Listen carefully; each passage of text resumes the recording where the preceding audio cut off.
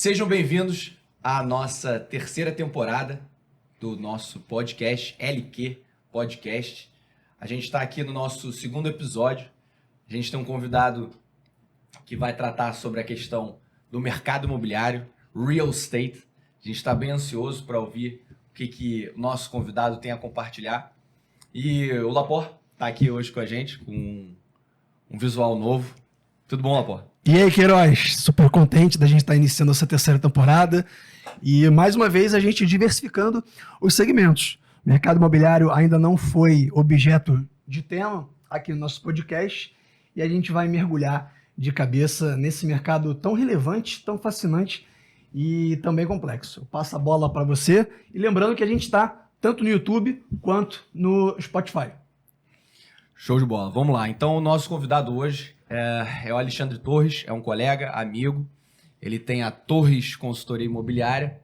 E, Alexandre, prazer estar aqui com você. Obrigado pelo convite. Prazer é meu. Obrigado pelo convite, pela oportunidade de estar aqui conversando com vocês. Sempre muito bom poder conversar sobre o mercado imobiliário, sobre o panorama, de como está atualmente e a projeção para os próximos anos. Legal. Obrigado pelo convite, não. Falei obrigado por ter aceitado o convite, obrigado pela presença. E, bom, vamos lá. Vamos ver o que a gente pode trocar. Eu queria que você começasse, que você fizesse aí um histórico de como você chegou, onde você está hoje, como é que você chegou, como é que você parou no mercado imobiliário. Claro, fica à vontade. Com certeza. Empreender no mercado imobiliário tem quase 3 anos que eu iniciei no mercado imobiliário, e antes disso, a minha vida empreendedora já começa desde cedo. A partir dos 10 anos, 11 anos, eu já começo a vender, a fazer doces em casa e pedir para minha prima, que era bem menor do que eu, para vender no prédio no condomínio, que ela mora na Península. Eu vi que eu vendendo, como eu era mais velho, eu não era tão apelativo para conseguir com que senhoras, pessoas mais velhas comprassem. Então ela, que era menorzinha, eu combinei para ela, te dou 30%, fico com 70%, eu com 10, 11 anos, comecei a fazer cookie e doces em geral. E ela começou a vender, a gente fez um ótimo negócio, as férias de dezembro ali até o carnaval. A gente conseguiu tirar um dinheirinho ela para comprar as bonecas dela, eu para fazer minhas coisas também. Deu super certo.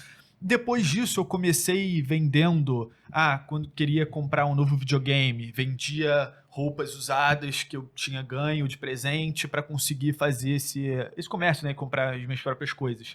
Então, desde o início, desde novo, eu queria conquistar o meu espaço, muito ligado ao lado financeiro, independente dos meus pais, da minha família. E agora, na questão, quando eu fiz Direito na PUC, estudei inicialmente na Escola Suíça, junto com o Guilherme, algumas turmas depois. Beijo pra galera de lá. Né? E me formei lá e fiz 6 meses primeiro no IBMEC de Direito e fiz a prova de transferência externa para a PUC. Eu sempre fui muito dedicado e sempre com os meus objetivos, eu sempre fui até o final. Então, eu não acabei passando de primeira para a PUC. Falei, olha, eu não vou descansar enquanto não estiver na PUC. Então, logo no primeiro semestre, eu fiz aquela prova de transferência, passei, poucos alunos conseguiram, né? Fiz a PUC inteira, trabalhei em 2 escritórios muito grandes, o último foi o Fux Advogados. Só que nunca gostei muito da vida prática de escritório. Eu gostava muito de ir até o tribunal, de despachar com assessores, nos cartórios, de resolver. Para ontem, um advogado pedia alguma coisa relacionada à ida nos cartórios. E eu sempre fui muito bom nessa parte, modéstia à parte, no tato com as pessoas, nas conversas. Só que o dia a dia do escritório, de ficar redigindo petição até tarde da noite, nunca fui muito fã disso. E eu tinha consciência também que eu não era brilhante naquilo. E aconteceu, né, um fato delicado na minha família, que mudou drasticamente o cenário financeiro, meu cenário financeiro, dos meus irmãos, são outros 2 irmãos mais novos em casa, e a minha mãe. E eu precisei me virar nos 30 para me estruturar financeiramente e poder ajudar os meus familiares. E no meio do direito, vocês sabem que você começa a ganhar significativamente, substancialmente, depois de um tempo. No início, como estagiário, advogado júnior, não é essa coisa toda.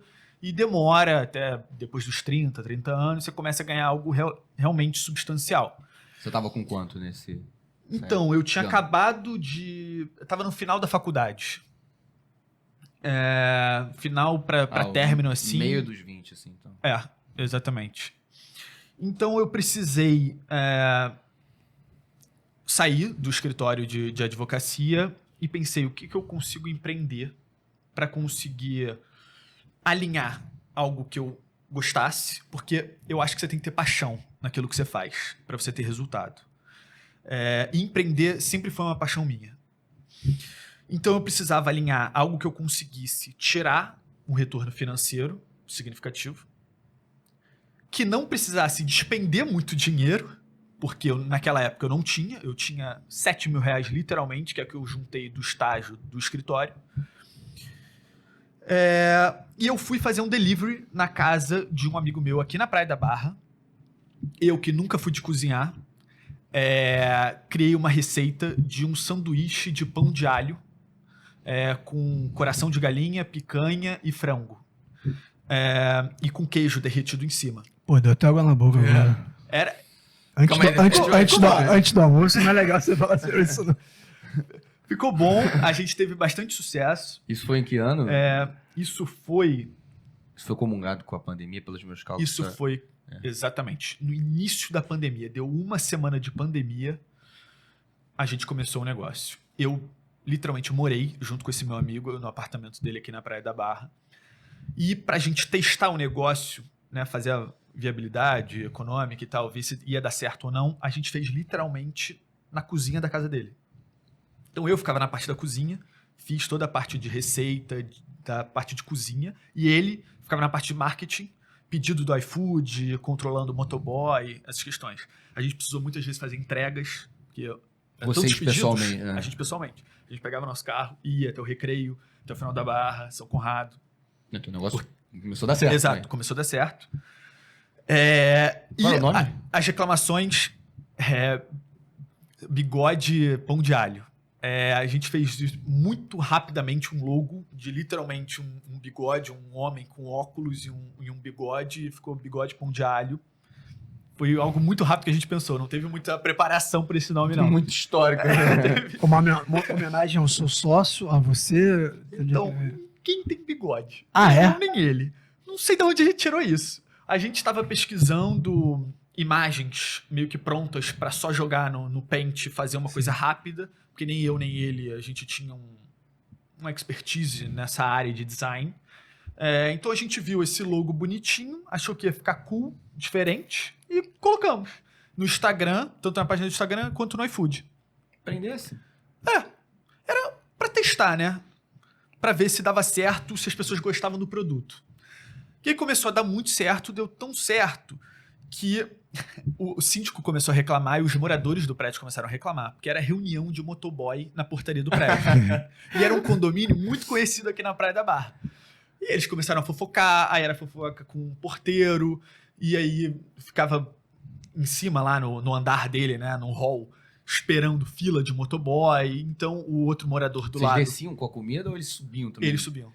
Então, no elevador, começou a ter um fluxo intenso, e é um condomínio com pessoas de uma classe social mais elevada. Lê-se mais chato. Exato, exatamente. É o tipo de problema que realmente não dá pra imaginar, né? E é o bom problema de se administrar. Exatamente, exatamente. E como tinha fritura, né, na chapa, a carne e o coração de galinha, começou a gordura a entremear na cozinha inteira. E não tinha como limpar mais. Começou a impregnar mesmo na parede e nos armários. E a gente chegou num ponto de que a gente falou, olha, não tem mais como continuar em domicílio. A gente precisa ter uma cozinha, a gente precisa ter funcionários trabalhando pra gente. E a gente correu atrás disso. A gente viu 1 milhão de pontos para locação, a gente viu todos os equipamentos. E a gente chegou a fazer a planilha de viabilidade. Quanto tempo ficou? Você lembra mais ou menos? Quanto tempo? Foram 4 meses. 4 meses, cara. 4 meses. De fevereiro, a pandemia, se eu não me engano, começou em fevereiro. O lockdown acho que foi em março, né? Foi março, então março. Início de março. Abril, mais junho. Exatamente. Terminou em junho. A gente viu que não dava mais para continuar em junho. Meados de junho. Ok. E depois a gente foi procurar todos esses pontos e fazendo a planilha de viabilidade, depois de pesquisar todos os equipamentos para montar essa Dark Kitchen, a gente chegou em que o investimento para cada um seria de por volta de 100 a 120 mil na época. Porque você tem que fazer o sistema de exaustão numa loja e custa caro fazer isso. Seria por volta só o sistema de exaustão de 60, 80. E eu não tinha esse investimento na época. O que eu tinha era uns 7 mil que eu coloquei no delivery para comprar todos os equipamentos, tudo, né? Minimamente. Contratar minimamente uma agência de marketing para fazer. E não tinha todo esse dinheiro e não queria pedir emprestado para familiares. Eu sempre fui contra isso. Talvez eu possa ter errado nesse ponto. Contra o quê? Desculpa, pedir emprestado. Entendi. Eu sempre fui de conquistar com as minhas próprias forças mesmo, com o que eu tenho ali de acesso do que eu mesmo construí. Então eu cheguei para ele e falei, olha, não tem como eu despender de 100 mil reais, eu vou ter que pegar um empréstimo muito grande no banco. É um risco além do que eu tô preparado para entrar. Porque como a situação da família financeira já estava atribulada, se eu pegasse um empréstimo e desse errado, eu estaria muito alavancado. Então, o empreendedorismo ele está muito alinhado a risco. Só que você tem que calcular esse risco. Esse risco tem que ser dentro de um parâmetro, né, para você ver até onde você consegue ir alavancado. Né? Não tem como sair de um limite muito fora do comum. Isso é uma vantagem da advocacia, né? A gente tem só o intelectual. Claro que a gente tem a questão da sala e tudo, mas só essa questão de exaustão, a gente tem essa vantagem, né? Com certeza, é mais simples, né? A implementação simples, do negócio. Pelo menos nesse quesito, né? Sim, não. Com certeza, sem dúvidas. E depois disso, eu falei para ele que não tinha como continuar, talvez no momento futuro. Então a gente acaba com essa operação de delivery. E na época, a namorada dele fala assim, Alexandre, eu gostei muito de você. Ela ficou com a gente, né, morando com a gente. Ela é a namorada dele, ficou namorando com ele há 6, 7 anos. Então ela basicamente morávamos nós 3 juntos no apartamento. E ela chegou para mim e falou, olha, eu gostei muito da sua força de vontade, da sua dedicação. Você sempre viveu com tudo do melhor. Hoje você acabou basicamente a sua vida financeira, deu um 360 muito grande e mesmo assim você continua com sangue nos olhos para conseguir conquistar o seu. Eu tenho uma banca que eu vendo relógios numa comunidade do Rio de Janeiro, na Zona Norte. E eu tô querendo expandir, criar uma loja mesmo. E lá o investimento ele é muito baixo. O aluguel é muito baixo, a mão de obra para fazer a obra em si da loja também é muito baixa. Com 20 mil, 25 mil reais da sua parte, 25 com a minha, a gente consegue comprar os primeiros produtos e montar essa loja. Meu pai já está lá há 25 anos nessa comunidade, eu vou conseguir te introduzir lá com facilidade. E um garoto que estudou na escola suíça, que morou no Leblon a vida inteira, para ir para o Jacarezinho, na zona norte do Rio de Janeiro, que é uma das comunidades mais perigosas da América Latina, eu tive que parar e respirar. Só que, naquele momento, eu olhei e falei, olha, é isso. Eu tenho que agarrar a oportunidade. A oportunidade está na minha cara, eu tenho alguém que conhece essa comunidade, que já está ali há 25 anos, ela que já tem uma loja ali, vou entrar firme nisso. Não pedi dinheiro emprestado, peguei um empréstimo com o Itaú, na época, para finalizar, porque eu tinha ganho um pouco no delivery, mas em domicílio você ganha pouco. Então eu tive que complementar, não dá para alavancar tanto assim, né, fazendo um delivery em domicílio. Então eu tive que complementar com esse empréstimo no Itaú. A gente montou a loja, ficamos quase 1 ano e meio com essa loja, foi um sucesso muito bom, tremendo. Uma surpresa muito grande para mim, que não imaginava como se vendia tanto em uma comunidade. E o Jacarezinho, ele é o centro, né? Todas as pessoas de Você entrava mesmo Vidigal, no Jacarezinho ou era próximo? eu entrava mesmo no E Jacarezinho. família? Sua mãe... Ele era trampo. Não era. Não era tranquilo. Era 1 hora de metrô até lá. Porque você tem que trocar, né? Você troca em Botafogo, pega o outro metrô, vai até praticamente a última estação, Maria da Graça. Depois você sai da estação do metrô, anda mais 20 minutos até chegar no Jacarezinho e você entra literalmente na comunidade. Você passa, você vê coisas que você só vê em filme, no jornal. Então é uma realidade completamente diferente do que eu vivi, né, até aquele momento. Que me pegou um pouco de surpresa, só que eu fui me adaptando. Foi muito bom o Natal lá, Natal, Dia das Mães, Dia dos Pais, é um negócio de louco, faz fila na loja. De relógios. De relógios e maquiagem e acessórios femininos. A gente comprava em São Paulo, ia uma vez no mês, uma vez por semana, ou de 15 em 15 dias, de ônibus para São Paulo. Ficava o dia inteiro, na 25 de março, que a gente já teve a gente passou uma semana lá estudando fornecedores. E depois conseguimos, né, montar inicialmente essa loja, vendemos bastante, começou a aumentar o número de vezes que a gente precisava ir para São Paulo. Só que chegou um momento em que o tiroteio lá e a violência começou a aumentar significativamente. Porque inicialmente tinha uma ordem do STF dizendo que não poderia ter operações em comunidades. Depois, a polícia começou a não ligar muito para essa determinação do Alexandre de Moraes, se eu não me engano, e começou a ter operações com homicídios, e a história ficou meio complicada, e eu resolvi vender a minha parte para essa minha sócia. E vem o mercado imobiliário. Eu com o dinheiro guardado dessa loja, e eu vi, olha, eu preciso de alguma coisa, eu preciso continuar empreendendo, só que eu preciso de alguma coisa que seja mais próximo aqui da minha realidade para não ter mais problema no campo de violência da minha vida, né, como um todo, porque eu corria risco de vida, ir para lá, sair de lá tarde da noite, realmente era muito perigoso. Sai que horas? No Natal eu saí de lá 00:30. E em épocas festivas 11 horas, em dia normal 8:30, 9 horas. E chegava cedo de manhã. E chegava cedo de manhã, 8, 9 horas, para abrir a loja.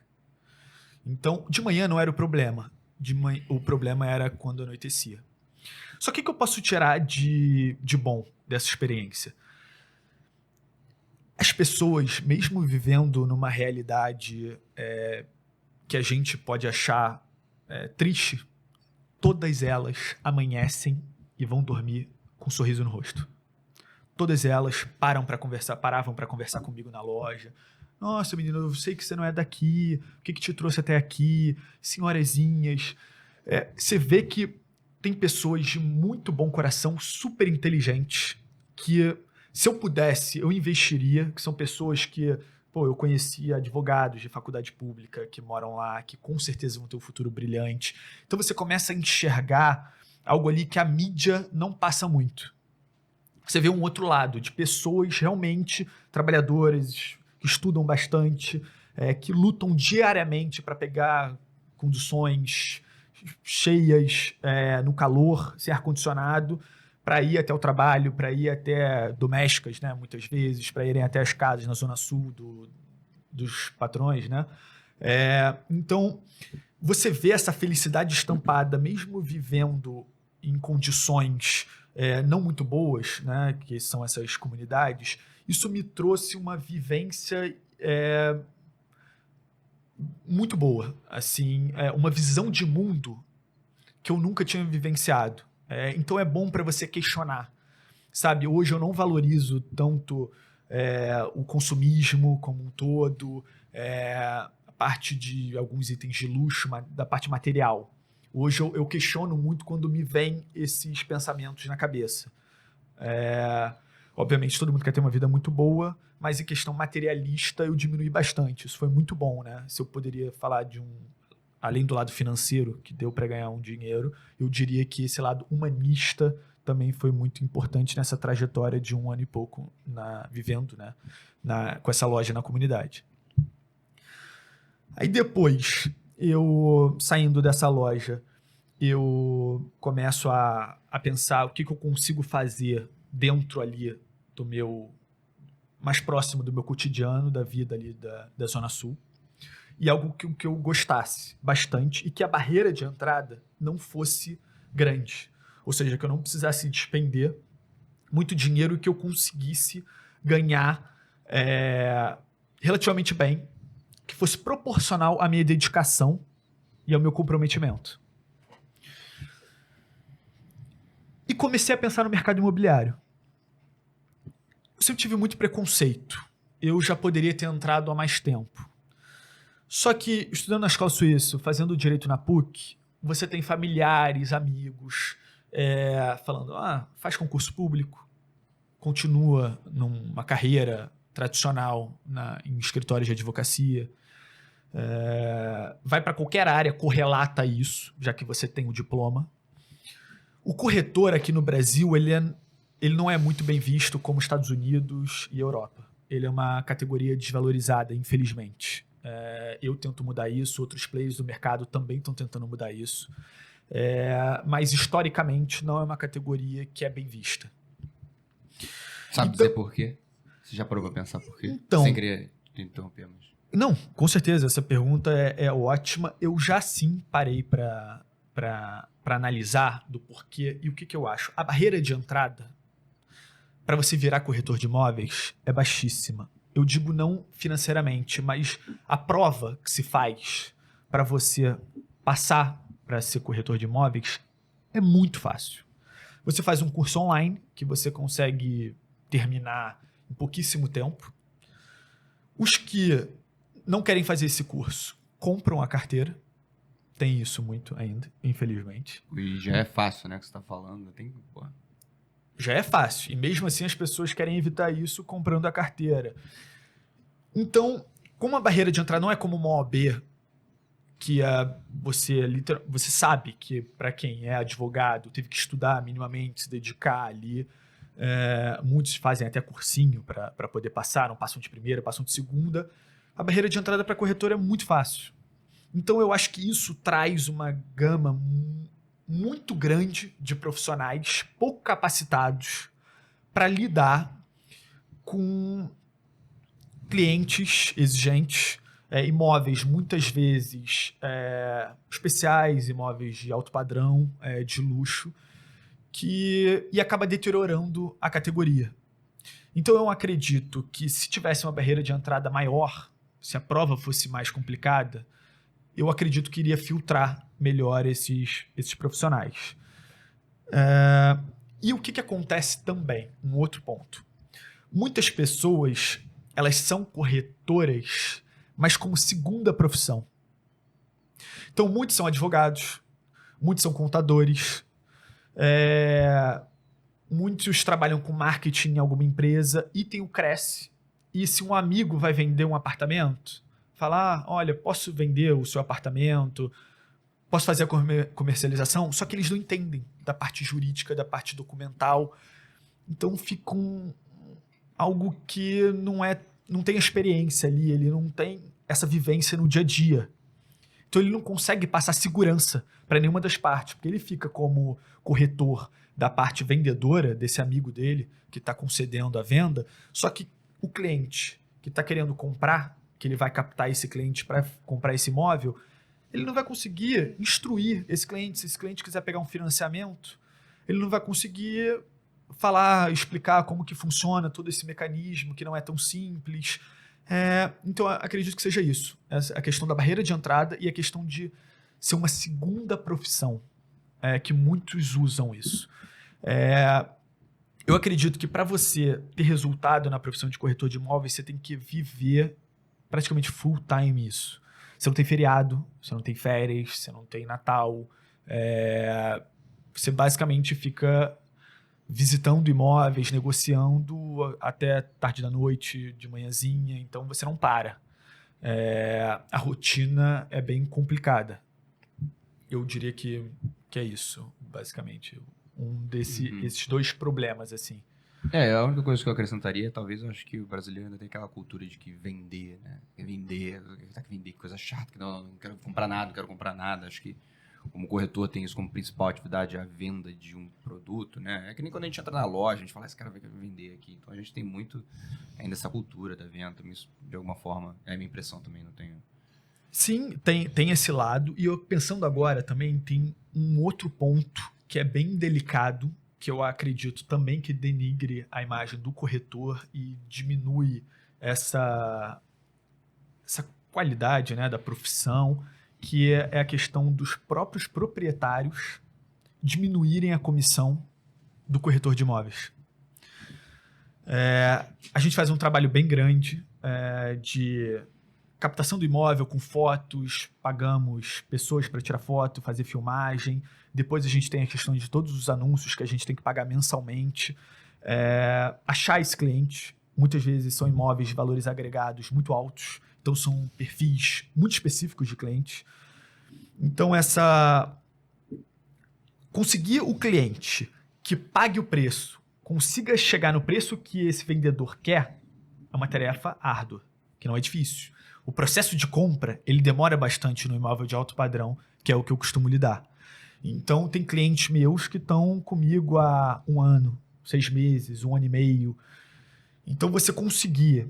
São clientes muito exigentes. Então, para você conseguir achar um imóvel exatamente no perfil dele, que ele quer, e conseguir que ele chegue no preço que o proprietário quer vender, é uma tarefa que demora e é uma tarefa difícil. E você consegue. E quando você consegue e fala para o proprietário, olha, eu consegui chegar no preço tal, ele vai comprar, o proprietário fala, então, mas a sua comissão está muito alta. 5% que eu vou ter que te pagar? Pô, mas 5% é uma quantia que eu demoro quantos meses para trabalhar para te pagar isso? Vamos reduzir para 2, para 3. Você tem que ter esse jogo de cintura e de conseguir diminuir o mínimo que seja. E eu sou muito rígido com isso. Poucas vezes eu acabo cedendo. E essas atitudes dos próprios clientes desvalorizam a categoria. Eu teve um cliente aqui no escritório, não sei se você ficou sabendo, a gente está com inventário. Já até bateu uma bola ali antes. Chegou vender, uma dificuldade para vender o imóvel no inventário, tinha que vender, ia salvar o inventário. E aí, vendeu, não sei o que, conseguiu vender. Na hora de pagar o corretor, falou, olha, eu vou ter que dar 5% pro corretor. Eu falei, dá o quê? Se não fosse ele fez todo o trabalho de venda. Ela entendeu, claro que não vou falar cliente aqui, mas entendeu que era uma doação, como se fosse, como se você estivesse em casa sem fazer nada. Se eu tivesse levado, olha, caraca, eu não sei se falou que não fez nada, mas deu a impressão de que como se você estivesse se enriquecendo sem ter uma causa para justificar aquilo. Então, e aí me obrigou, né? Eu tive que escrever eu liguei pro corretor, olha só, ela tá querendo reduzir, eu não concordo com isso, mas eu tenho que mandar esse e-mail porque é minha cliente, você nega à vontade. Porque, enfim, acabou reduzindo, talvez por esses motivos que você tenha colocado aí, mas enfim. Isso acontece, é mais comum do que parece. Isso acontece muito. E, por incrível que pareça, acontece muito em imóveis de luxo. Com valores agregados, porque o proprietário vê que a comissão é muito significativa e eles pedem para diminuir. Só que, por ser um imóvel de alto luxo, a dificuldade é 3 vezes mais do que um imóvel mais barato para ser vendido. Porque o nicho não é só porque o imóvel é no Leblon, um valor X, que tem todos os moradores do Leblon conseguem pagar aquele preço. Não. Delfim Moreira, que é a Rua da Praia no Leblon, é um nicho que 0,1% da população que mora no Leblon consegue pagar esse preço. Muitas vezes vem do estrangeiro, vem de São Paulo, mercado financeiro. Então é um nicho realmente muito específico. A dificuldade, ela aumenta muito. Então é isso que a gente tenta conversar com os proprietários, que é uma tarefa difícil. São pessoas que lidar com elas é complicado. A comunicação, muitas delas trabalham muito, então para você ter esse jogo de cintura é realmente muito difícil, mas acaba dando certo. Mas eu acredito que sim. Então, tem tanto a parte do próprio corretor em si, que como não tem essa barreira de entrada, e também a questão do cliente, do proprietário, que também desvaloriza querendo diminuir a comissão. Acredito que seja esse binômio, né? Que acabe desvalorizando a profissão como um todo aqui no Brasil. Diferentemente do que acontece nos Estados Unidos e na Europa, que o corretor ele é visto como um advogado mesmo. Ele é muito bem valorizado, não se negocia comissão, é um businessman, toda a parte de marketing, eles valorizam, eles investem muito. Você sabe que o investimento é aquele corretor, né? Às vezes não vê, acho que, não, pô, podia vender sozinho, não, você tem que pensar como investimento, assim como às vezes a própria advocacia, né? Não, advogado, pô, vou tentar 100, eu vou tentar vender, mas não, lá eles veem como investimento, né, cara, eu tenho que investir nisso aqui porque isso é muito importante pra mim, né? Exatamente. Acho que é por aí. É por aí mesmo. E eu comecei trabalhando inicialmente numa imobiliária, passei 1 ano trabalhando, foi ótimo, eu peguei uma época muito boa, porque o mercado ele vem numa crescente desde a pandemia até agora, ele está numa crescente muito boa. Então, eu comecei numa época em que estava tudo muito aquecido, então eu conseguia, no início, né, meu primeiro imóvel foi um imóvel no Leme. Que Você começou como corretor? Eu comecei como corretor trabalhando no imobiliário. Não tinha Torres Consultoria Imobiliária naquela época. Cara, talvez achei que você pudesse começar num cargo de gestão, mas foi ali, você fez a prova, estudou, fez o caminho normal. Estudar é forte. Executou, vamos lá. Executei, exato. Que Fiz o curso online lá, Entendi. Passei na prova, tirei a carteirinha e comecei trabalhando nessa imobiliária, que fica em Copacabana, como corretor normal, sem cargo de gerência, Você sem sabe, nada. inclusive, deve receber uma comissão específica para sua venda. Exatamente. A comissão ela é dividida da seguinte maneira. A imobiliária fica com 50% e os outros 50% vai para o corretor. Sendo que tem a comissão de quem captou o imóvel e de quem conseguiu o cliente.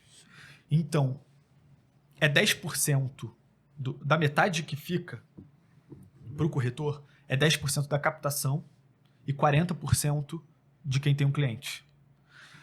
A política difere de cada imobiliária para imobiliária, tá? Mas a minha que eu trabalhei era assim. Então, eu posso vender um imóvel e eu ficaria com 2,5% da comissão, só que eu só tinha um cliente. Um outro corretor da imobiliária captou o imóvel. Então, ele fica com 10% dos 2,5%. E eu fico com 40%. Entende? 10% dos dois, entendi. Ele fica com 0,25%. Exatamente, 0,25%. Exato. Entendi. Eu falei, eu acho que... Você teve o trabalho maior ali, porque você teve a negociação e tal, ele só, tem um imóvel aqui. Exatamente. É uma boa forma, né? Fomenta ali a questão da... Você consegue com que tenham cada vez mais imóveis dentro da carteira da imobiliária, né? Porque quem capta, quando vender, vai acabar ganhando. E tem corretores especialistas só na captação. Não fazem mais nada. Só colocam o imóvel para dentro da carteira da imobiliária. E tem pessoas que têm um tato melhor que ficam na parte de negociar com o cliente. Então, é basicamente isso que acontece, né, na divisão da comissão. Eu fiquei 1 ano trabalhando nessa imobiliária, foi ótimo, aprendi muito com um gestor na época dessa imobiliária, que é um garoto novo também, um pouco mais velho que eu, 2 anos mais velho que eu. E foi uma experiência muito boa, assim, devo muito a ele. Só que eu comecei a ver que eu estava colocando imóvel na carteira da imobiliária e eu estava conseguindo captar também os clientes, usando o meu marketing próprio através do Instagram. Então, não estava valendo mais a pena eu deixar na mesa 50% da comissão para algo que eu conseguia as duas pontas. O fato de você estar numa imobiliária não te trazia mais do que você próprio traria sozinho. Exatamente, porque a parte de documentação, como eu tenho formação em direito, e eu comecei a estudar bastante essa parte específica de imobiliária desde o início, que eu comecei a trabalhar como corretor, sempre tirando dúvidas com esse gestor na imobiliária, eu consegui aprender bastante essa parte. Então, não tinha um grande diferencial estar deixando 2,5% na mesa. Já que a parte documental eu conseguia fazer, a parte de captação de clientes eu também estava conseguindo e captar os imóveis também. Porque eu comecei a estudar mecanismos de captação com proprietários. Quando eu falava que eu estudei na PUC, que eu sou advogado também, que eu moro no Leblon, isso facilitava muito. Cria uma conexão, né? Exatamente. Cria uma conexão que Faz parte da comunidade. Exatamente. Ele entende. Exato. Perfeito. Então é de suma importância para você conseguir entrar nesses imóveis que são de valor agregados maiores. Por isso que eu ia perguntar aqui, por que escolheu, e aí você pode entrar aí dentro da sua, por que imóveis de luxo? Né? Porque pelo seu Instagram a gente vê que você foca nisso, né? É a sua especialidade, né? Seu foco de atuação. Por quê? Seria por conta dessa conexão, porque dá mais dinheiro, porque o trabalho é mais... Então, eu sempre gostei de trabalhar com produtos excelentes, assim. Eu sempre gostei de dar o meu melhor e estar dentro do melhor do que eu faço. Então, os produtos que eu comprava para a loja eram sempre da melhor qualidade. No delivery, exatamente a mesma coisa. Tudo, a carne, tudo, eu queria estar no melhor. Então, no mercado imobiliário, eu também queria estar dentro de uma categoria que fosse a melhor. Porque eu sei que o trabalho que eu tenho de captar o imóvel, ele pode ser mais difícil? Pode ser mais difícil. Só que o networking que você gira com esses imóveis de alto luxo é maior do que imóveis de 500 mil, 300 mil reais.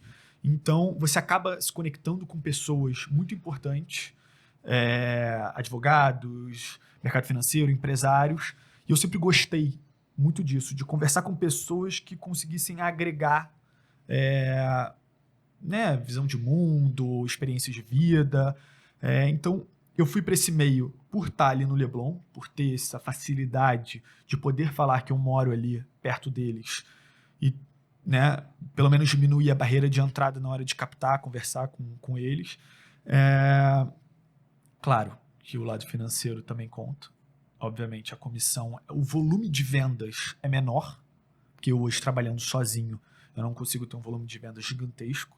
Só que o pouco que você faz é bem maior do que se eu fizesse 2 vezes, 3 vezes de imóveis mais baratos. É aquele negócio, né? Melhor 1 de 10 do que 10 de 1, né? Exatamente. Claro que é melhor 10 de 10, né? Alexandre, e é interessante a tua trajetória, porque a pergunta do Queiroz é muito boa, porque ela parece ser óbvia, mas ela não é. Por quê? A venda do imóvel de luxo demora.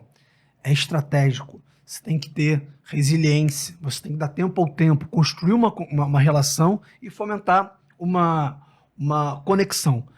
E aí você começa a tua trajetória vendendo brigadeiro, você tem uma sócia que é a tua prima, você paga uma corretagem ali para ela, com 11 anos você já empreender, ou seja, você já vender, porque tem pessoas que começam empreendendo muito cedo, mas às vezes elas começam executando no operacional, você começou vendendo. Isso é muito incrível e muito cedo. E aí você segue no mercado alimentício, hambúrguer, e depois você vai vender relógio em uma comunidade, é uma antítese. E vender relógio é que você tem 5, 10 minutos para ter um bom papo e mostrar um produto para comprar. E aí você vai para o mercado imobiliário, que você se permitiu ter um tempo a mais, bom, vou ficar aqui 3 meses sem vender, mas quando eu vender, vai entrar uma porrada. Então, essa sua versatilidade é muito interessante. E você vende sonho. Você não vende somente um imóvel. A minha namorada holandesa, ela trabalha com real estate, lá em Amsterdã. Então, teve um dia que ela estava meio cabisbaixa e tal, e eu falei exatamente isso para ela. Não, eu só trabalho no mercado imobiliário. Não, você vende sonho. Você está fazendo a venda mais importante da pessoa.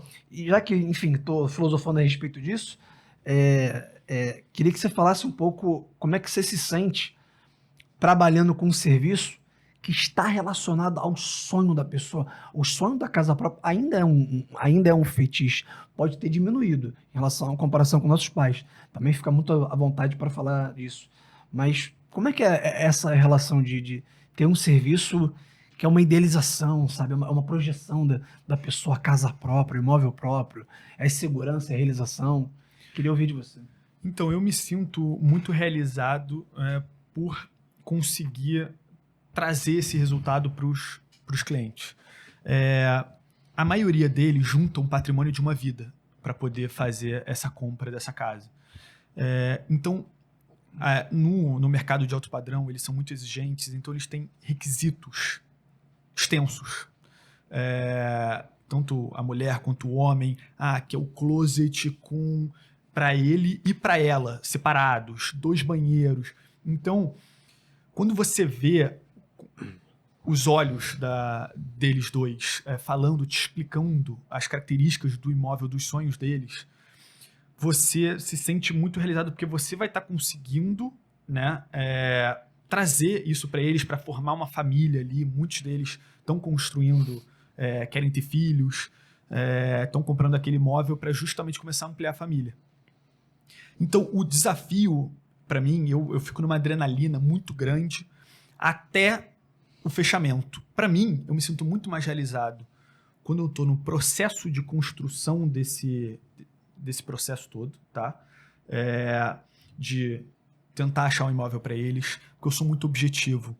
Eu não fico mandando 1 milhão de imóveis. Eu mando o que é muito parecido com o que eles estão buscando. Então, eu não fico falando com eles o tempo inteiro, porque eu não quero ser aquele corretor chato. Eu falo justamente para otimizar o tempo deles, eu mando só imóveis que tem... que está dentro do escopo, né, de procura deles, para eles não perderem tempo. Então, para mim, eu me sinto muito mais realizado, feliz, eu fico com adrenalina durante todo o processo, até o fechamento, do que quando cai o dinheiro na minha conta, na comissão. Porque eu vejo ali, na assinatura,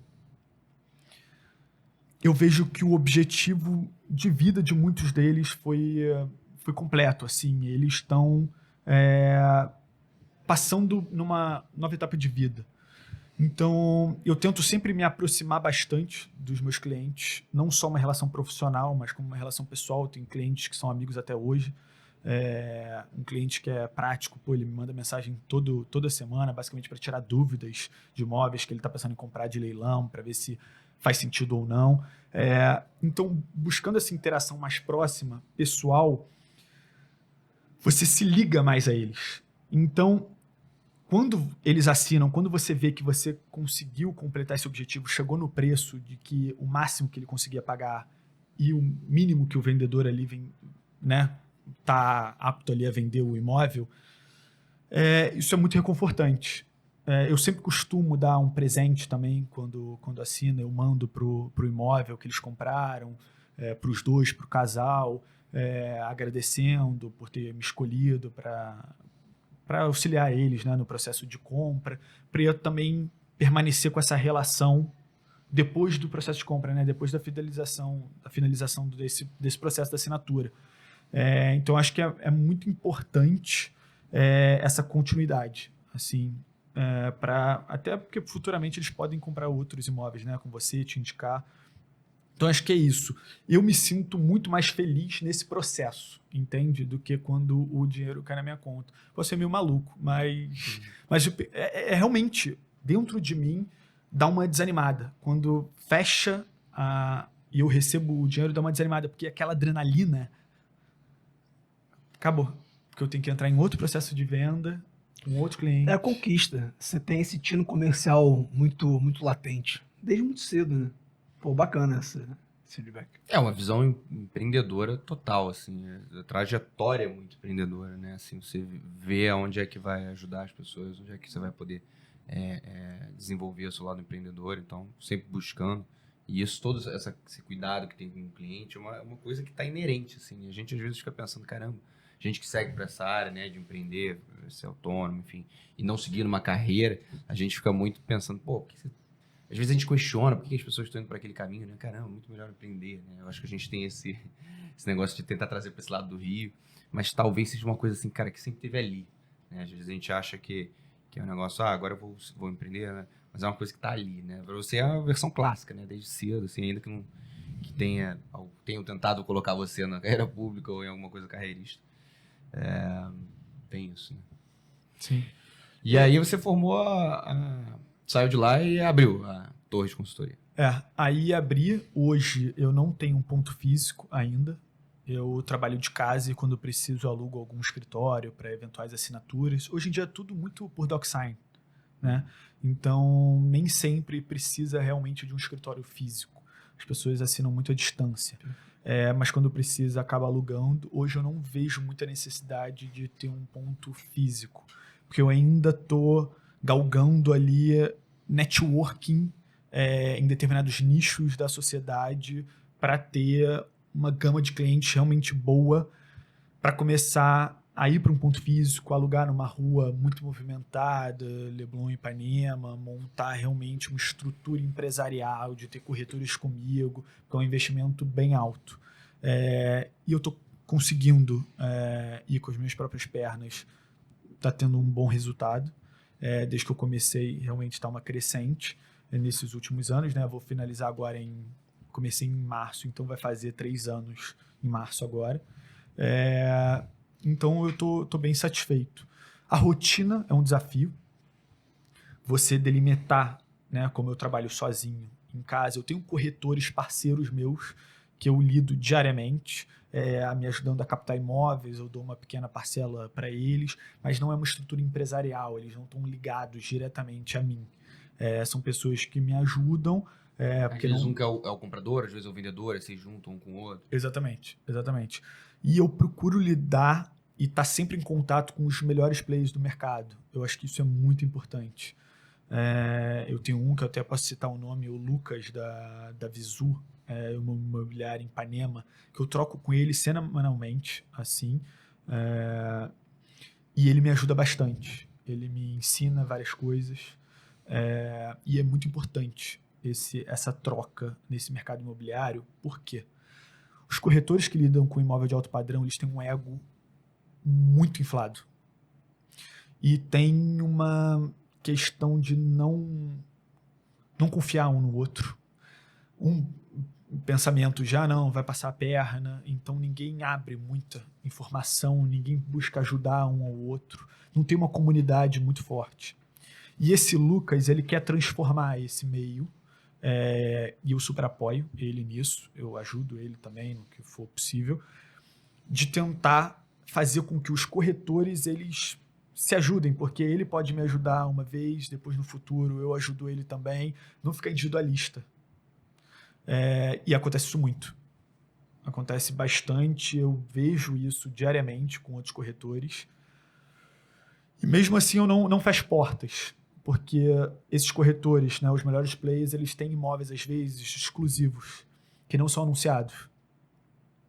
Os melhores imóveis você não vê no Zap Imóveis, você não vê no Viva Real, você não vê no Instagram. São proprietários que são pessoas públicas, muitas vezes empresários muito conhecidos, pessoas da mídia, que colocam com uma pessoa, no máximo 2 pessoas para vender. As fotos você só pode enviar diretamente para cliente em potencial. Não pode ter nenhum tipo de marketing desses imóveis. Então esses melhores players que já estão no mercado há 30, 40 anos, eles têm acesso a essas famílias tradicionais do Rio de Janeiro.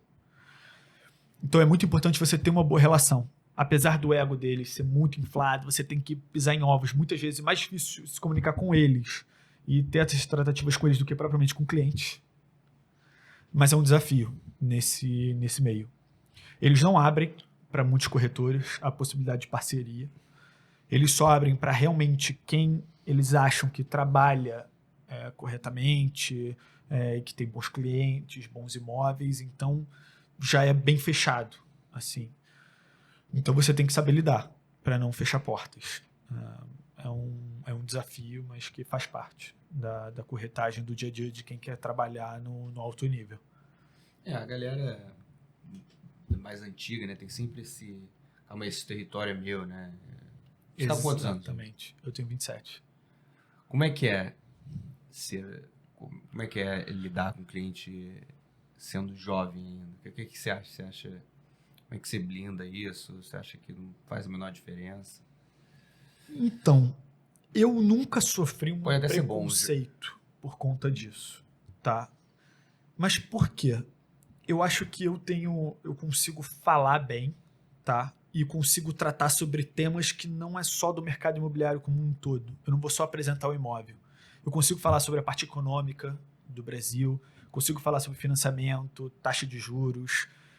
Então isso traz uma uma gama de assuntos ali que você consegue tratar com ele sobre mercado financeiro. Muitas vezes o cliente conversa sobre fundo de investimento que o cara gere e tal. Você conseguir tratar minimamente com ele sobre isso, você traz ali uma experiência que muitas vezes até um corretor de idade mais avançada não tem esse conhecimento. Então eu acredito que pelo que eu estudo assim, em paralelo ao mercado imobiliário, isso me ajuda a trazer um pouco mais de experiência na fala, no trato com esses proprietários, e com isso eu consigo quebrar essa barreira da idade. Eles vêm pela forma como eu falo, a forma como eu negocio os imóveis, segurança, confiança. Eu acredito que isso consiga ultrapassar a barreira. Eu diria que é isso, da idade, que realmente eu sou novo. Se você for olhar os melhores players, os caras têm 60 anos, 60 e poucos anos, 50 e poucos anos. E da parte deles não tem nenhum, esse garoto novo aí, nunca viu nada assim, nada de nenhum tipo de preconceito, sei lá, dos próprios corretores? Tem. Isso tem. Isso com certeza tem, isso eu já vi acontecendo na prática. Cliente eu nunca vi, mas corretor já.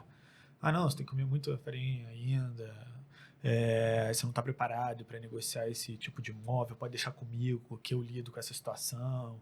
Então eles querendo entrar no norte, sabe? Ali da negociação, porque acham que você não tem tanta experiência. É complicado.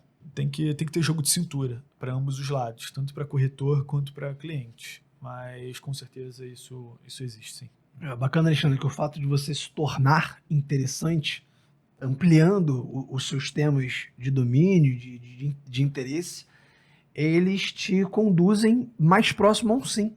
Né? Você rapidamente falou, olha, eu, apesar da minha idade, eu consigo trafegar aqui desde economia até mercado financeiro, até gestão de fundo. Isso é muito bacana. Acho que isso faz parte do preparo intelectual daqueles que desejam vender cada vez mais e melhor. Né?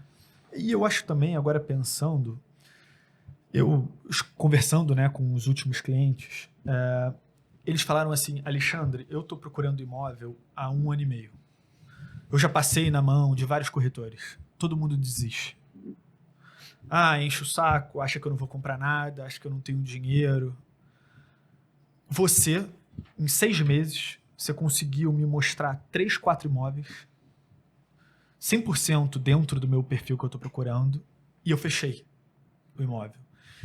Então, eu vejo em você uma luta assim de não desistir, de ir até o final. São pouquíssimos os clientes, eu acho que eu não consigo nem citar 3 assim, que eu realmente falei, não tem como, cansei. Entende? É muito difícil mesmo. Realmente, quando eu pego ele desde o início, pode passar 1 ano, 1 ano e meio. Eu tenho uma cliente que há 2 anos. Quase que eu, desde o início, que eu trabalhava ainda na imobiliária, ela continua procurando imóvel e não se decide de comprar. Então, eu sempre permaneço em contato até o final, entende? Busco entender o momento da cliente, acontece às vezes coisas pessoais, separação, que acaba atrapalhando, né, o meio de campo de uma compra de um imóvel de valores altos.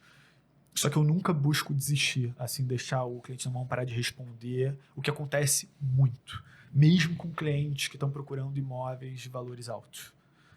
Eles me passam isso. Então, eu acredito que seja isso também. Eles veem essa vontade, essa dedicação em mim, e essa galera que muitas vezes veio de baixo, subiu, hoje está tendo dinheiro, teve que ter muita dedicação na vida dela também para construir, dar tudo de melhor para os filhos, e hoje está querendo comprar um apartamento desses. A gente cria uma identidade. Porque eles veem essa dedicação em mim também que eles tiveram na vida deles, de tipo, não desistir até o final e tal. Então, muitas vezes esses clientes, quando eu consigo criar essa identidade, essa proximidade pessoal, eles não questionam comissão. Então, eu vou muito por aí. Eu acho que essa é a chave, o relacionamento, identificação, para você diminuir barreira de dificuldade. Acho que esse é o segredo que eu tô vendo, que é meio por aí. Alexandre, sem história boa agora, eu queria que você me contasse aí algum caso seu, curiosidade de alguma dificuldade que você teve, alguma coisa recente que aconteceu, tem alguma dificuldade, porque aqui a gente está num podcast de empreendedorismo, enfim, para as pessoas que pensam em como empreender no mercado imobiliário, tem que saber os prós e os cons, os bônus e os ônus. Então, conta pra gente alguma dificuldade recente, alguma curiosidade. Então, isso é muito engraçado, né? Porque amigos meus acham que é muito fácil ser corretor de imóveis. Alguns amigos, né? Falam, não, pô, vou sair da minha profissão, vou virar corretor de imóveis, isso ganha muito bem. Que isso? Muito fácil, comissão de 5%. Só que eles não Um imóvel veem... por dia, né? Um imóvel por dia. Pô, você ganha essa fortuna todo mês. Que isso? Pô? Se fosse todo mês, pô, eu estaria com um jato já. E não é bem assim, né? Eu escuto mais, quando né, esses meus amigos falam isso, eu fico mais escutando e tal, eu nem fico... Senão você se desgasta e tal, à toa, nem vou muito por aí. Mas o que é importante as pessoas saberem que esse processo de compra, como eu já falei, ele é muito demorado, né? Então, nem sempre as pessoas têm paciência para esperar.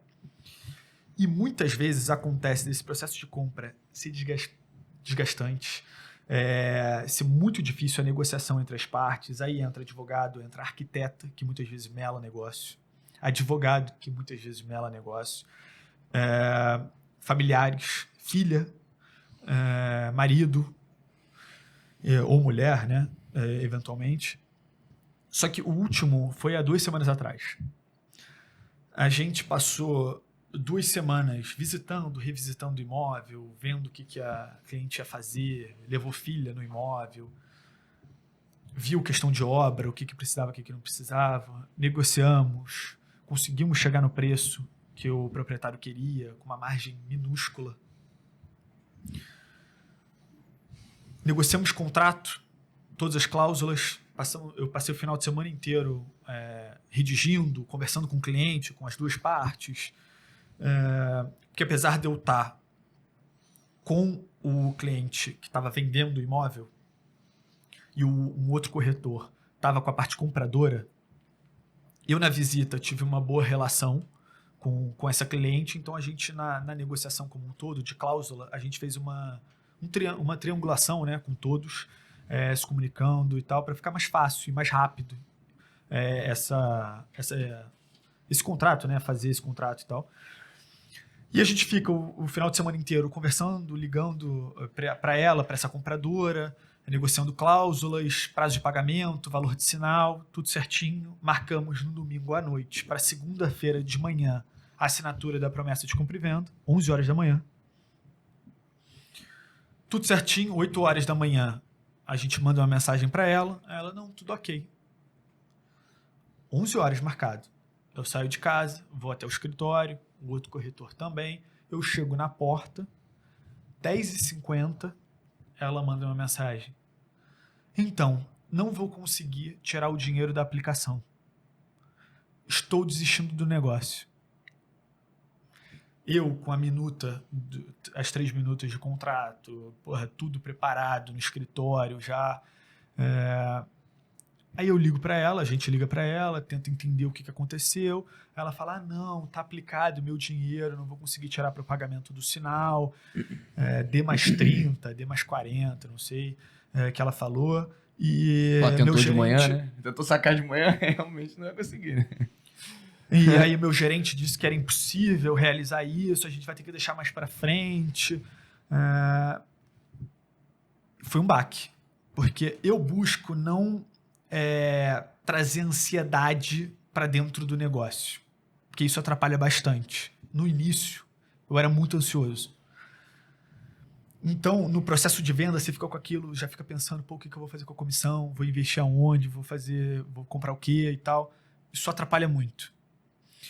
Eu hoje estou focando 100% no negócio em si, só pensando na comissão quando está assinado e o dinheiro na minha conta. É a melhor forma. Só que, você com tudo fechado, marcado para assinar 10 minutos antes, você já começa a ficar ansioso. É inerente à raça humana. Não tem como. Você já começa, o valor vai ser bom. Até porque você trabalhou pelo negócio, não é um negócio, não, desisti não. Você trabalhou pelo negócio 2 semanas e tal, até que não foi um processo de compra grande, foi até que relativamente rápido. A negociação não durou muito tempo. Mas, pô, você fez um trabalho ali. Então, se ela tivesse desistido desde o início, se ela tivesse revisitado o apartamento e a filha não tivesse gostado, ou o advogado ter falado, não dá pra comprar por algum motivo, você entende, já aconteceu isso comigo. Só que 10 minutos antes da assinatura de uma promessa de compra e venda, é uma loucura, né? Doloroso. E aí é doloroso. O jogo de cintura com o proprietário acha que é sua culpa. Você tem que ter um jogo de cintura absurdo pra falar com ele. Pô, mas o que eu mais queria era fazer essa venda. Eu quero a comissão. Eu só recebo a comissão se eu vender. É obrigação de resultado, né? Basicamente. Então... Não, hoje tá tranquilo, não preciso não. Eu até mandei ela ficar em casa. Exato. Não, pô, eu tô bem já. Não preciso não dessa comissão. Não existe isso, né? Então, pô, eu fiquei o dia inteiro ainda na E segunda-feira. era teu cliente o que ia comprar? Não, o vendedor. Ah, tá. O vendedor. Então, eu fiquei o resto do dia conversando com ele, né? Pra ele entender que eu não tá dentro da minha alçada. É puramente a cliente que não se organizou direito, mesmo a gente tendo feito tudo, visto valores, forma de pagamento, tudo de maneira anterior à data da assinatura, né? E ele acabou entendendo, não ficou 100% bem, ele ficou um pouco chateado, porque eu acho que é a segunda vez que acontece isso com ele. Não foi comigo a primeira vez, foi com outro corretor. Graças a Deus, né? Graças a Deus. Então, mas acontece isso. Você tem que saber que mesmo trabalhando bastante, às vezes a venda cai. Então, você tem que estar com um psicólogo, assim, o psicológico muito bem preparado para lidar com esse tipo de situação.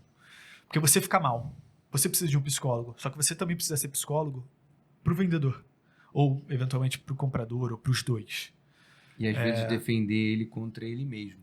Exato. Eu tive uma oportunidade uma vez também de uma venda de imóvel que a gente assessorou aqui. E aí falou, eu não vendo para esse preço de jeito nenhum. Aí eu, como bom advogado, tá bom. Não compramos. Aí eu disse, fechei o negócio. Você cancelou meu negócio. Eu falei, mas você falou que não ia vender por esse preço? Não, você estragou o negócio todo. Aí eu voltei, não, olha, ela voltou atrás, será que dá para negociar? Ou seja, ela me fala que não vai, que é esculhambar, mas é pra gente aqui, né? Eu digo, mais você ainda do que eu, né? Dá um jeito de encaixar ali, não é pra estragar o negócio todo, entendeu? Mas enfim. Isso é realmente Eu lembrei dessa complicado. situação. Essa foi dureza. Lembro bem. Não, é realmente complicado e acontece. Já tinha acontecido comigo outras vezes. Quem lida com isso diariamente, é impossível não passar por essa situação. Só que a desistência acontece geralmente no início.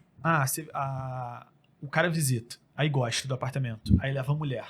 Aí a mulher fala, não, de jeito nenhum, esse apartamento não. E o cara já começa a falar com você, como é que vai ser pagamento? Eu consigo a posse em 15, 20 dias. Você já começa a pensar, cara, que vai dar certo e tal. Só a mulher vem para confirmar o negócio. Aí vem a mulher, fala, não quero de jeito nenhum, porque eu não gostei daquilo específico no apartamento, no prédio. E o cara fala, cara, eu queria muito comprar, mas não tem como eu comprar um negócio e ficar brigando com a minha mulher diariamente. Então isso acontece muito. O arquiteto também fala que não dá para fazer ampliar a sala, não dá para quebrar essa parede. Então, às vezes os clientes amam o imóvel, já estão falando de negociação, já estão negociando o valor, aí chama o arquiteto. Aí o arquiteto fala, então a obra vai ficar em 1,5 milhão, 2 milhões de reais. O cara, o quê?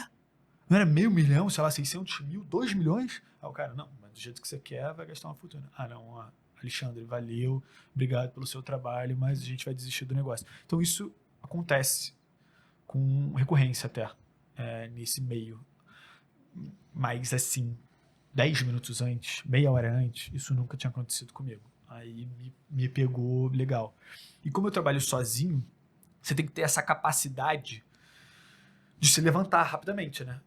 Você não pode passar uma semana down na cama falando, caraca, perdi aquela comissão, que droga e tal. Você já tem que, perdeu, levantou, vamos captar outro imóvel, vamos ver se o cliente quer visitar aquele outro, para ver se faz outro negócio com uma certa rapidez, né? E isso é complicado, porque você trabalhando sozinho, sendo autônomo, empresário, numa empresa você vai ganhar um salário no dia 5, né? Então, você pode, sei lá, você faz uma coisa errada no trabalho, você chega em casa bolado, não faz mais nada, no dia seguinte você também vai, só que você sabe que no dia 5 você vai receber o salário, mesmo você indo para casa chateado, não querendo fazer nada. Quando você é autônomo e empresário, é um pouco complicado isso. Você não pode se desanimar, não, porque senão desanda, né? Você não pode entrar na zona de conforto. Sempre tem que estar se mexendo para negócio acontecer. Porque no meio da corretagem, se você para, nada chega até você, né? Então você sempre tem que estar em movimento para os clientes, imóvel, chegar em você. Então é basicamente isso, né? Bom, eu queria fazer mais uma, antes da gente fechar, a gente já está quase no nosso limite aqui. Queria perguntar para você, como é que você vê o mercado imobiliário aqui para frente, diante dessa ascensão aí do mercado imobiliário, né, de ações, fundos imobiliários, a galera agora querendo investir, esse negócio de, não comprei imóvel não, agora você aluga e depois você investe, aí você pega o retorno, você paga o aluguel que você vai ganhar mais. O que você acha por que seria melhor comprar um imóvel do que comprar um fundo imobiliário do mesmo valor, exemplo? O que você vê disso para frente? Então, primeiro falando do mercado imobiliário em si, desde a pandemia, a gente teve um crescimento muito grande, tá? O porquê disso? A pandemia fez as pessoas ficarem dentro de casa. Então, pessoas que moravam em apartamento pequeno, que não tinham play, não tinham uma infraestrutura como tem aqui na Barra, em São Conrado, na Zona Sul tem menos, as pessoas sentiram muita falta de olhar para o céu. Minha namorada, ela se mudou para ter uma cobertura para olhar. Exatamente. Ou um apartamento com varanda, para você poder ter o frescor de manhã, ler um livro, tomar um café da manhã com a família. Então você ficar enclausurado dentro de um apartamento pequeno, porque antes era assim, as pessoas viajavam muito e tinham um apartamento pequeno. Cobertura antes da pandemia não tinha uma demanda muito grande, porque sempre foi visto como algo que você tem que despender muito dinheiro com infiltração, com obra, sempre tem questões, né, inerentes ao imóvel ali, com chuva, calha. A pandemia mudou completamente esse pensamento, tá? Então, cobertura, apartamento com varanda e apartamento garden aumentou bastante, significativamente a venda. Papo de não ter mais cobertura num valor entre 5 e 7 milhões em Ipanema e Leblon, que é um valor alto para muita gente, Só que para a cobertura Leblon e Ipanema não é um valor tão alto. Só que você, antes da pandemia, até no início da pandemia, você conseguia encontrar bons imóveis por esses valores. Hoje em dia é difícil você encontrar uma boa planta, com uma boa área externa nesses valores. Você acaba tendo que pagar valores bem mais altos, porque esse tipo de imóvel valorizou muito. E os melhores foram vendidos. Teve um estouro de venda de cobertura. Então, se tinham, 40 imóveis desse perfil no mercado, hoje tem 2, 3. E não é muita gente querendo vender esse tipo de imóvel. Porque quem comprou quer continuar com aquele imóvel, entende? Então, mudou o perfil. Não é de investimento, vou comprar, vou vender, vou alugar. Né? Exato. Tem sim esse tipo de cliente, mas a maioria, o trato com o imóvel que você vive, com a sua família, com seus filhos, mudou drasticamente da pandemia, antes da pandemia para depois da pandemia. Um apego maior, né? Um apego maior. E as pessoas querendo ter um patrimônio realmente que traz qualidade de vida. Então, pessoas saindo de apartamentos pequenos para varanda, pessoas que já tinham apartamento com varanda saindo para cobertura, pessoas indo para apartamento garden, que é aquele primeiro andar com uma área externa. Como é que é o apartamento garden? Apartamento garden é um primeiro andar, tipo, é um térreo, né? Que tem a área externa para trás do imóvel. Entendi, que tem uma mesa, alguns têm até uma piscininha pequena. Que os outros apartamentos conseguem ver dali. Exatamente. Então, antes da pandemia era isso. Todo mundo vai ficar tacando cigarro, lixo do prédio pro meu garden. Então, não era bem visto. Da pandemia para cá, as próprias construtoras, as incorporadoras agora estão fazendo os novos empreendimentos com o garden, porque está saindo muito.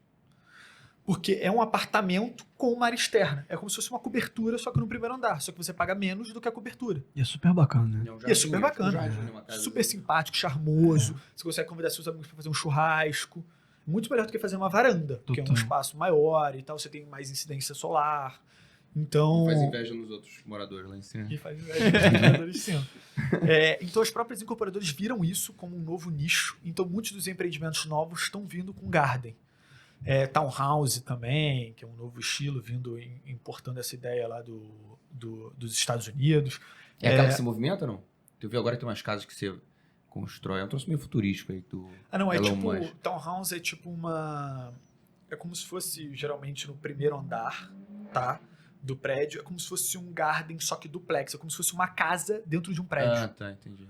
Entende? Caramba, Tipo, sala e área externa e piscina no primeiro andar e quartos no segundo andar.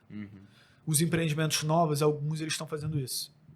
Entende? Entendi. Além do garden, você tem essas townhouse. Eu tava num lançamento ontem de um empreendimento que vai lançar em Ipanema, do Opportunity, que eles estão fazendo isso. Então, a área externa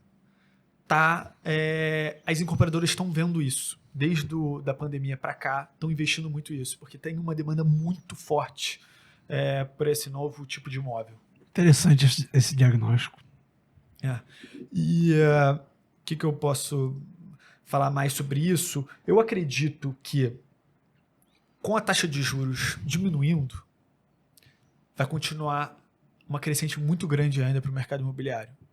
Por quê?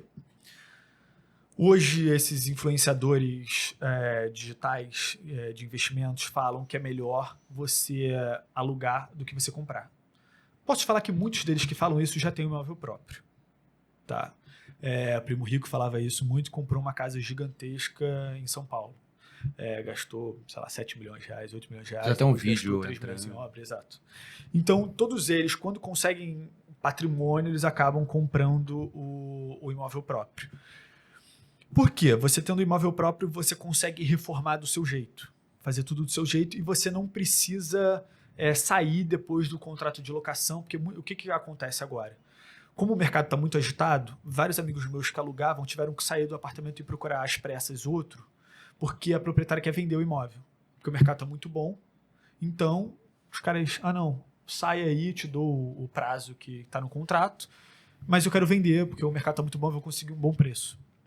Então você não tem esse lado ruim, porque muitas vezes você mobília o apartamento inteiro, você faz uma eventual pequena obra, então você quer ficar ali durante muito tempo. E às vezes você tem esses percalços que acontecem da proprietária querer vender o imóvel, ou de acabar o contrato, ela querer, não sei, colocar outra pessoa, ir morar no imóvel, colocar um familiar no imóvel. E às vezes, o que eu fico pensando é essa galera que fala, é melhor se alugar, não sei o que, será que eles não estão cheios de imóveis e falam isso para alugar o deles, né? Vai para alugar o meu aqui, né? Ele fala isso porque já tem os 50 dele, aí melhor que tenha locador. A maioria que eu vejo, assim, porque eu acompanho bastante, né, esses influenciadores, para ver o que eles estão falando, o que está em voga, a maioria já tem imóvel. Não sei se para alugar o deles, que eles falam isso, mas que eles já têm um imóvel próprio, que eles vivem, a maioria tem. E agora, no viés do porquê comprar e não alugar, no momento atual de diminuição de taxa de juros, isso é muito interessante. Por quê? Você compra com financiamento, você faz uma pequena entrada de 30% e você financia 70%, tá? É o mínimo. Que é o mínimo. O mínimo não, desculpa, é o máximo. 30% é o mínimo de entrada que você pode dar. Sim, tá. E 70% geralmente é o máximo que o banco financia. Só que com a taxa de juros diminuindo, a taxa do seu financiamento de juros também vai diminuir, obviamente. Então, muitas vezes, esse valor da parcela do financiamento vai se igualar a um aluguel que você pagaria. Entende? Então, você consegue ter um imóvel próprio, fazer dele a sua cara, reformar do seu jeito, pagando como se fosse um aluguel. E você vai criando patrimônio. Entende?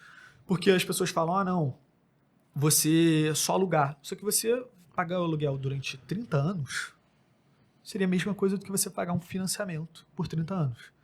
Não acontece, tá? Porque muitas pessoas falam, não, mas eu vou financiar por 30 anos, vou pagar minha vida inteira. Isso não acontece porque tem amortização. Então, as pessoas, elas conseguem amortizar os juros da parcela. Então, tem a pequena parcela... Vou consumir aqui 20 parcelas. Exatamente. De R$1.000 a parcela. E por mês de juros, R$250 é de juros. 300, R$400. Você consegue ir amortizando só esses juros. Entende? Uhum. Então você vai trazendo de trás para frente. Porque você tá pagando adiantado, não tem esse tempo todo que demoraria para pagar. Exatamente, exatamente. Então você amortiza e você fazendo esse planejamento corretamente, consegue, dá para fazer bons negócios, ainda mais nessa época agora que a taxa de juros está diminuindo, né? Que o plano é esse econômico do país. Então é uma boa época. E o que acontece? É inversamente proporcional. Taxa de juros diminui, preço dos imóveis aumenta. Sempre assim. Demanda aumenta, consequentemente, preço aumenta. Claro. A corretagem é bom, né? Para corretagem é ótimo. Porque eu posso parcelar mais, né? Para corretagem é ótimo. Fica com valor mais a comissão. Para corretagem é ótimo. Só que então, por que as pessoas não... Eu digo sempre, né? Não espera muito para comprar. O melhor momento para comprar imóvel é hoje. Por que as pessoas falam isso? Porque hoje você pega um financiamento com uma taxa de juros, tá? Você começa pagando o imóvel, você paga um preço X. Daqui a um ano, a taxa de juros vai estar muito mais baixa.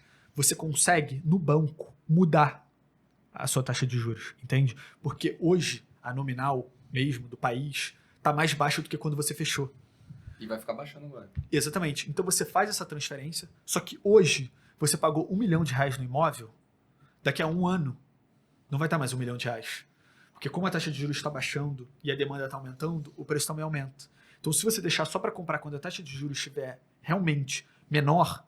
Vai estar pagando mais com a taxa de juros menor. Vai estar pagando mais. Elas por elas. Exatamente. Então é melhor comprar hoje, que você se você garante é. e compra o imóvel que você quer. Entende? Se é aquilo mesmo, você achou esse imóvel, está dentro dos seus requisitos, dentro das suas possibilidades econômicas, compra ele, não deixa passar. Conserva o valor principal e vai aproveitando a queda dos juros. Exatamente. E depois Legal. você faz a mudança do contrato, entende?